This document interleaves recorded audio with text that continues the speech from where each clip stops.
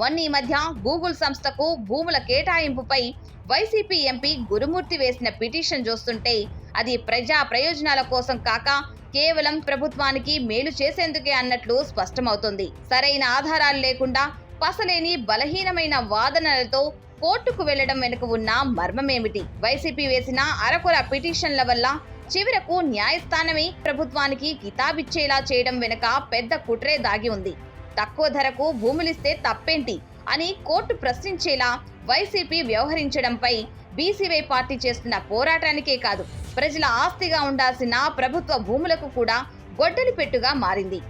ఊరు పేరు లేని కంపెనీలకు కూడా కేవలం 99 పైసలకే భూములు కట్టబెట్టడం ఏంటని బీసీవై పార్టీ గట్టిగా ప్రశ్నిస్తోంది. రాష్ట్ర సంపదను కార్పొరేట్ శక్తులకు ధారాదత్తం చేయడాన్ని తూర్పారబడుతుంది. అయితే ఈ పోరాటం వల్ల కూటమి ప్రభుత్వం ఇరకాటంలో పడకుండా వైసీపీ తన వంతు సహకారాన్ని అందిస్తోందనేది బీసీవై పార్టీ ప్రధాన ఆరోపణ. రాష్ట్ర వ్యాప్తంగా భూ తర్పణాలపై మొదటి నుంచి బీసీవై పార్టీ సింహగర్జన చేస్తుంది.